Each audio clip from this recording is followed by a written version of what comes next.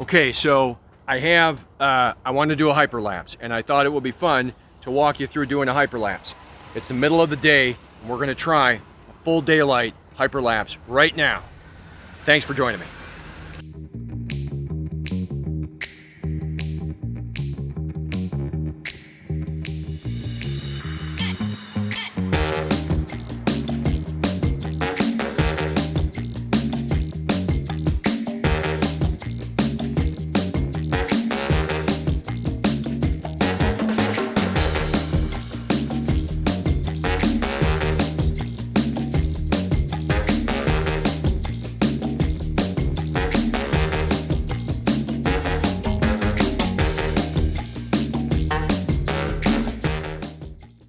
Hey, it's Robert Anthony. We are going to give you an education on how to do a hyperlapse. So what I want to do, this is kind of experimental for me. I've got my headband on because it is Florida. It is about noon and it's hot. We are at the Orlando Premium Outlets, Orlando Prime Outlets. And what I want to do is do a hyperlapse along the expressway, focusing in on this whole shopping mall because it's such a great area. So I have a new toy that I want to play around with, and I wanted to show these to you. These are called ND filters.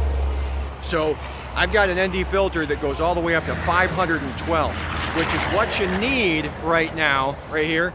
You got this 512 and 256. We need to get the shutter speed down to make a good hyperlapse, and I will explain that a little bit further to you right now. So when I do a hyperlapse, I like the shutter speed to be like a quarter of a second or a half a second. If I didn't have these on the drone camera, the shutter speed's gonna be way up to like 1/250th of a second. I like the shutter speed to be real long because I like the cars to have motion blur. I like them to look like streaks. So in order to get this to do what I want it to do, we've got to darken the amount of light that goes over that lens radically. Most of the time, about the highest you can get is a 64 stop ND filter. Again, I've got all the way up to 512. So we're going to test this out today, and I'm going to do a little screen recording to show you how we're doing it. We're going to use Waypoints. I've got 4 batteries. We are good to go. So without further ado, let's get this thing up in the air. All right, so let's open up the DJI Go app. Now you'll see down in the corner that I'm at a quarter of a second for the shutter speed at 2.8. That's great. So what we're going to do is we're going to fly the drone around, and we're going to mark the waypoints using the waypoints. You'll notice over the red circle that we have selected the waypoint indicator, or the waypoint program for flying this particular hyperlapse. That's what we're going to do. And what we're doing is we're marking each of these waypoints along the flight route to give the overall 4K hyperlapse some motion, because that's what we want to do. So what's going to happen is the drone is going to fly to each of these waypoints as it's doing the photos. I'm not only changing the direction of the camera, but I'm also changing the particular elevation, how high the drone is up. And you'll see also that the camera says good or not good. That means that we're actually not turning the camera too much. Right there it says 56 good. That's the angle of the camera. So I'm going to mark that, and I'm going to fly to the next spot. It will tell you if you're doing too much or too little as it relates to how much you're turning the camera, which ultimately helps in making a more pleasing to the eye filming process as it's filming. So you're going to see here that we're in the normal sequence. We're going to shoot in a 2-second interval, and it's going to be about 20 seconds. We're going to shoot 500 frames total is what's going to end up happening. And as we pull this down, we're going to actually save the hyperlapse because I'm using multiple batteries. So what I like to do is I like to actually fly the hyperlapse, the route to find the waypoints with one battery, bring the drone back, and then launch it out there with another battery and do it on a full battery. So I've added a hyperlapse waypoint to that. So that's now going to ultimately be the one that we save. We're going to save it by clicking the paper dots to the left up there.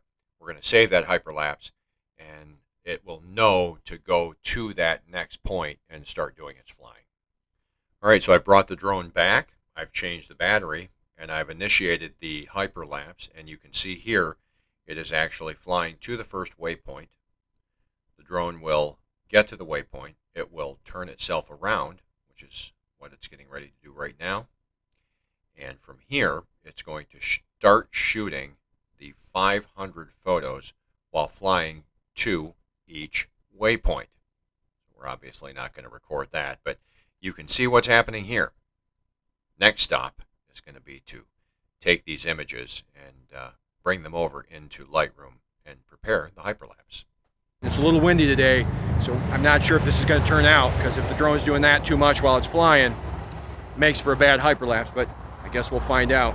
We're going to go back to the lab, do some editing. I'm going to show you how you edit these photos to make this hyperlapse the professional way. 512, right there it is. All right, let's do it. All right, I've got my coffee. We are back here at home base. So we're gonna walk through how you take these raw files and put them into a 4K high resolution hyperlapse video. Now again, I always shoot raw files with the drone. Raw files give you the most data, the most color data. So the first thing we're gonna do is we're gonna go into Lightroom.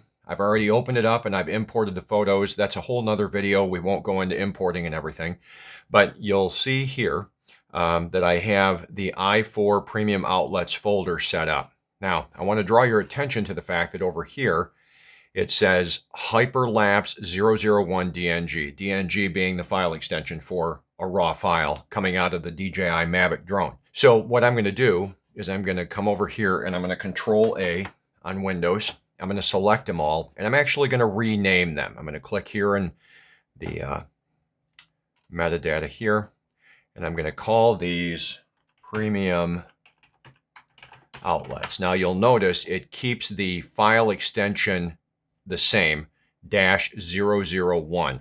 We want to make sure we do the custom name and original file number. And the reason that we want to do that, it is imperative that these 500 photos stay in the exact same file sequence. If they don't, the hyperlapse is ruined. But I like to rename them because DJI exports those photos or takes those photos, packages them in a nice set of folders within the drone. And so each hyperlapse will actually have, let me show you here, each hyperlapse will actually have its own, right here, hyperlapses. They'll come out of the drone in their own folder. Now they just say hyperlapse, and so I rename them when I bring them from the SD card onto my computer, and I make sure that the file folder is reflective of what those photos are, like what I've done here. So we're closed out of that. We're going to rename these Premium Outlets 001, and it's going to go through all the way to 500. We're going to say OK. All right, so you'll see here, these are all renamed. 003, and so on and so forth. So the next thing we do is, in order to have all of these photos be the exact same, we're going to pull these up and we're going to edit these so that they are of a richer color. So we're going to go into Develop here in Lightroom. I don't do too much. I like the white balance the way it is right now. I like to add some contrast. That's always fun for me.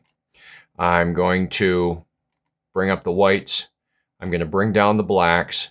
They're a little overexposed, so I'm going to bring the exposure back just like that. I'm going to add some clarity, just a little bit. Dehaze them a little bit.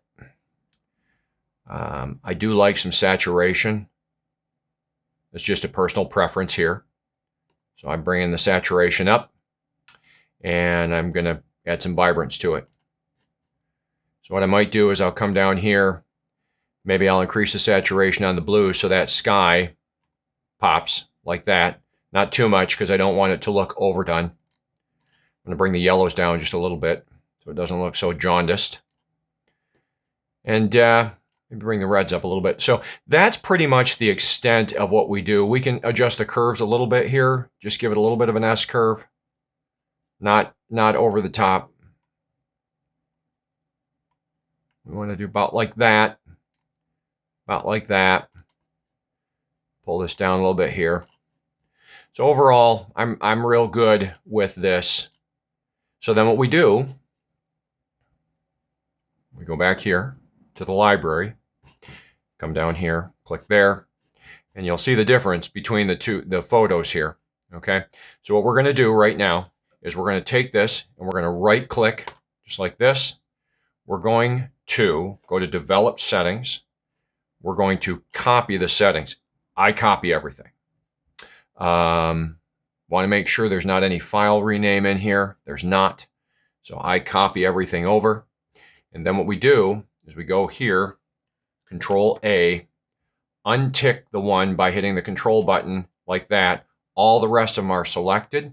We're going to hit right click, develop settings, and we're going to paste settings. And we're going to let that run through and paste all of the settings. That is going to take just a few minutes, but it's pasting all of those settings against these photos. All 500 are going to be set the same, which is exactly what you want so that the movie's not going all over the place as far as its exposure and colors and saturations and contrasts and everything. So let's move on to the next step. Oh, let me get back here. All right, so the next step, in order to use these to make the movie, we have to export them as JPEGs. So what we're going to do is we're going to hit Control A, just like this. We're going to select them all. We're going to go File. I'm going to export. I'm going to choose the folder that we want them to go to. So I've got my town reel folder, town reel photos. They go in the photos, not the video. The video folder is explicitly for the videos. Going into Florida, Orlando, hyperlapses. This is the i4 Premiere outlets right here. That's the one, dated the 22nd. That's when we did it. So we're going to go in here and we're going to say select folder. And then what I do is I put them in a subfolder right here, and I put these JPEG for hyperlapse. I'm going to untick the rename, some other work that I've been doing. We don't want to change the name at all. We don't want to mess with that file name, that file convention, nothing, okay? We want these to be absolute highest quality JPEG. We do not want to resize them to fit. We want to leave them at their exact size. Don't sharpen them. I don't do any sharpening. That's a preference. I have a watermark here that I apply. We don't apply that. We're going to go ahead and we're going to hit export. And so it's preparing. It's going to do the exporting. It's exporting 500 files. We're going to pause the video because we're going to come back and finish this up. And I'm going to show you exactly how you make the hyperlapse actual movie. This is going to take a while. All right. I love green apples. They get in my teeth. Okay. Green apple on the break. Yeah, it's caught in my teeth. Drives me nuts. All right, so we'll go over here and let's continue on now that the photos have all been exported. So we're in Lightroom, and you'll see right here this folder, i4 Premium Outlets, now has 1,000 images in it. That's because there are the 500, which are the RAW files, and then there are the JPEGs. And you'll notice here, they're in that nice little folder. All right, we are ready now to produce the hyperlapse. Let's go over to Premiere Pro.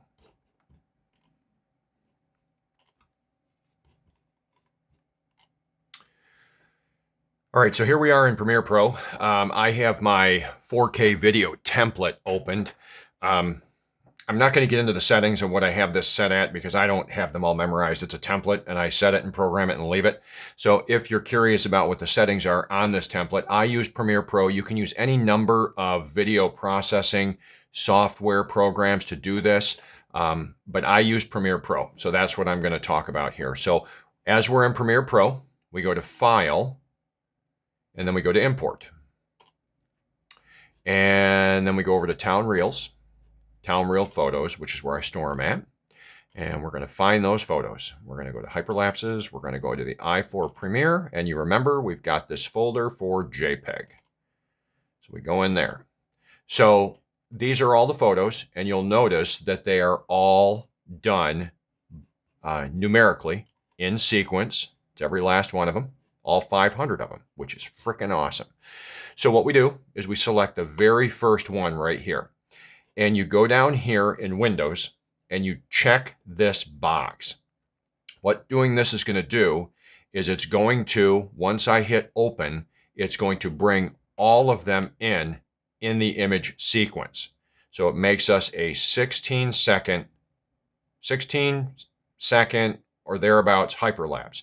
So all those images are in here. Premiere recognizes it as sequential images, like the flip book that you make when we were kids, the bullet going across this pages or something. So we're going to drag this down right over here to the video timeline. We are going to, it says the clip does not match the sequence settings. Change the sequence to match the clip settings. We are going to keep our existing settings in this 4K, is what we're going to do. All right. So the images are larger. You can see here by the scale that it's quite a bit larger. So we're going to come over here to Effects Control. We are going to scale this back to the 1920 by 1080. That's the size of the video that we're going to output. But that does give me some room, which I love. It gives me some room to be able to move this dude around. See how I can move that around and center the sky. So we're going to actually bring it to probably right about there, because I like the idea that the sky's in there. I think that's going to give us a lot of activity there, and I think it's going to be really cool. All right. So let's see. Do I like this? I'd say I do. I think it's pretty good. We could probably bring the Premiere outlet up a little bit higher. Let's bring that up just a little bit up to there so we get more of the road, because the road is where the activity's at. That's the fun part right there. So we're actually going to bring us up so there's less of the sky, because the sky is pretty much useless in this clip. So we're just going to have it so we can see the horizon. All right. Then what we're going to go over here, we're going to go to Effects, and we're going to go to Warp. We're going to look for Warp, W-A-R-P, because what we want to do is we want to add the Warp Stabilizer to this clip. So we've got Warp Stabilizer right here. We're going to pull that over. We're going to drag it, and we're going to drop it right on top of that clip. And now what's happening, as you can see, under the Effects Control panel, the Warp Stabilizer is now stabilizing it. Every image is going through a process of stabilization. Time remaining 9 minutes, 3%. Typically, I go with the smoothness of the default, about 50. Unless it is incredibly windy, generally speaking, the 50 usually works out pretty well. On all the hyperlapses that I've done, I've found that the 50 is kind of the sweet spot. That works out okay. So we're going to let this thing work its magic, and we'll have a completed hyperlapse in just a moment. All right, so that's going to about do it. Here's how that hyperlapse turned out. Got a 16-second one, which is longer than normal. Normally I shoot for about 10 seconds, but overall, I'm hoping that this turns out great. And that is how you do a 4K hyperlapse using the Mavic Air 2S. Got to remember, you want to use an ND filter if you want to slow that traffic down. Again, at the beginning of this video, I used a 512 ND. The highest you can get, I think 1,000 might be the next highest that you can get. I have no need for 1,000, but that reduces the shutter speed significantly. The shutter speed without anything on that lens for that drone to be flying was 1/3000th of a second. And I got it all the way down to 1/3 of a second or 1/4 of a second by using that ND 512. So I'll put a link to the ND filter set that I purchased at Adorama in the description below. You'll need that to get that motion blur where you know, otherwise it's very stop action. Still pretty. I mean, it's still cool. Nighttime's a little easier to get that motion blur because you can really drag the shutter, but that's how you do it in the daytime. Got to have that filter set. So again, link in the description below for the filter set. I really hope that you found this video educational and helpful. As always, I appreciate your comments. I really would love it. It would help Joelle and I, my wife, out a lot if you would subscribe to the channel and maybe hit the like button. And always leave your comments in the comment section below. I love to hear what you think. If you have any questions, you can leave those in the comment section below. I'm always happy to engage with you, the subscriber. For those of you that are new, I really appreciate you being around. I'm grateful that you've chosen to subscribe to our channel for our content. It's ever evolving. We're trying to figure out what direction we're going, always changing. But I hope these tutorial videos and some of the educational things that we're doing you find to be helpful. All right. So for now, we're going to call it good. So as always, I'm Rob. I'm out. See ya.